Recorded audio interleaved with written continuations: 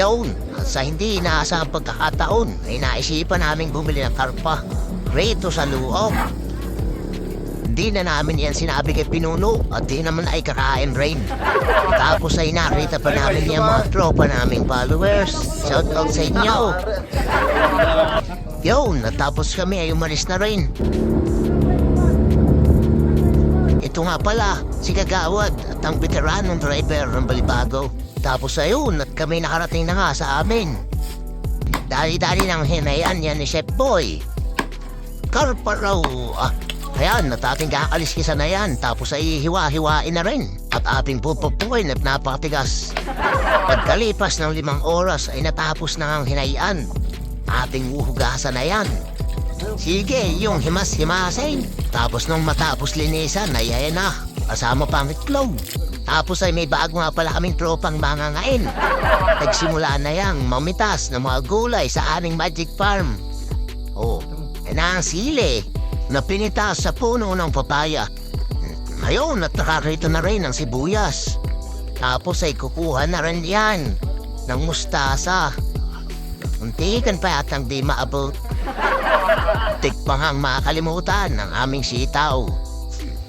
Ayan, at kumpleto na. Siya ay tuwang-tuwa. Tapos ay magic gayat. Alright. Tapos ay nagsimula na rin magpalingas yan si tropa. Nakalimutan nga pala namin ng miso. Kaya kami order na lang sa Shopee. Kalipas ng 2 hours ay rumating na nga ang aming order. Wala raw ang Shopee, kaya Grab ang rumating. Sabi holiday raw. Tapos ay naranan pa nga namin yung ibang tropang nagpapangusin ng papaya. Tapos ay kumuha na rin si Pinuno ng talbos. At nung mainit na ang kawali, inilagay na ang mantika. Ayan, sisimulan natin mag-gisa. Unahin na natin ang bawang. Tapos ay sibuyas.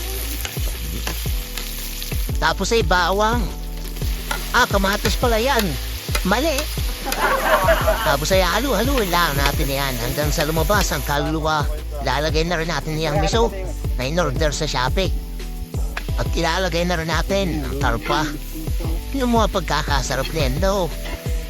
Tapos ilalagay na rin ang patis. Ay halu-haluin na. Nang! Ayan, at nang matapos natin igisa, ilalagay na natin yan ang tubig. Sasabihin na rin natin itong sampalok.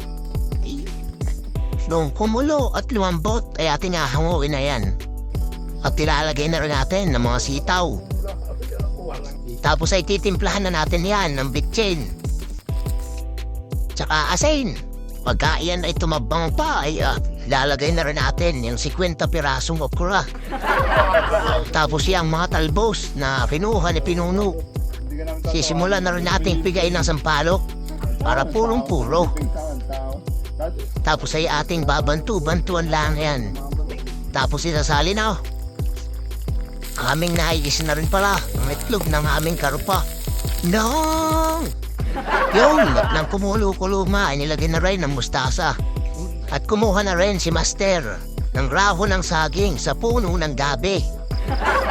Tapos ay nagnao na naman ng kalamansi si Pinuno. Ayun, titikman na yan ni Chef Boy Indoy.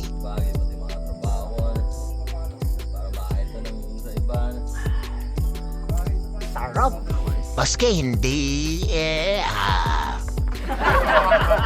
Dax, please open your briefcase.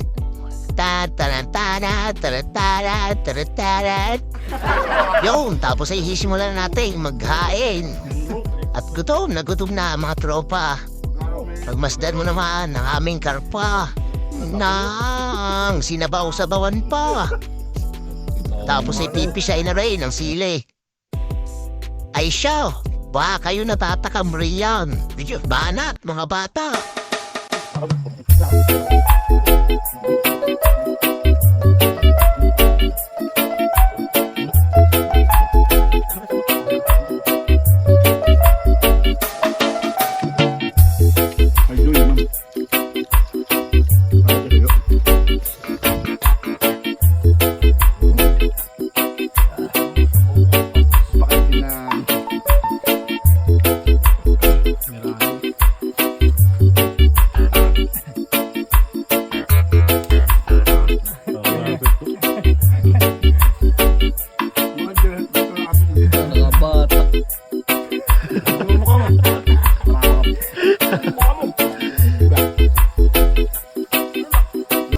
wala si Paspas. Higup, Hems.